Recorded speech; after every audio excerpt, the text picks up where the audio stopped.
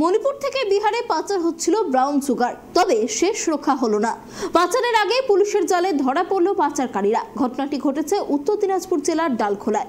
Police সূত্রে জানা গিয়েছে ধৃতদের নাম সরোজ খান, মোহাম্মদ তসলিম এবং হাবিবুর রহমান। ধৃতদের মধ্যে সরোজ খান ও মোহাম্মদ তসলিম মণিপুরের থৌবা এলাকার বাসিন্দা এবং হাবিবুর রহমানের বাড়ি বিহারের বলরামপুরে।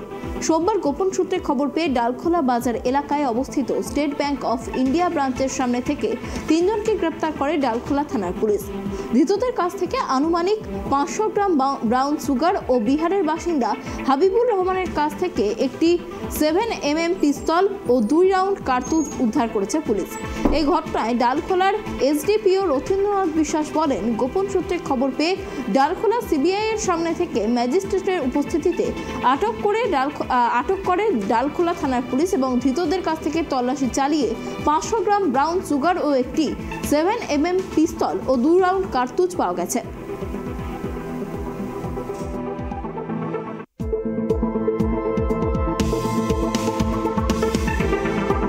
আটটা নাগাদ আমাদের থানাতে আমাদের সোর্স মারফত ইনফরমেশন আসে যে এরকম তিনটে ছেলে ডালখোলা স্টেট ব্যাংকের আশেপাশে ওরা সাসপিসিয়াসলি ঘোরাফেরা করছে এবং আরও ইনফরমেশন পাই যে তাদের কাছে কোনো সাইকোট্রপিক সাবস্টেন্স বা নেশা জাতীয় দ্রব্য এরকম কিছু একটা আছে।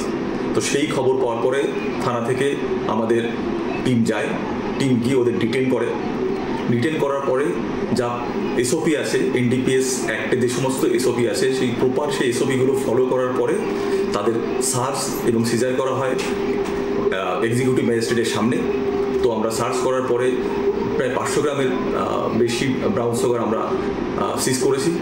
একজনের কাছ থেকে একটা ইম্প্রোভাইজড আর্মস আর 2 রাউন্ড অ্যামুনিশন আমরা সিজ করেছি এবং তাদের অ্যারেস্ট করার পর এবার যা প্রসিডিওর আছে আমরা তাদের রিমান্ডে নেব। আজকে রিমান্ডে নেওয়ার পর নেক্সট যা আছে সেগুলো আমরা করব।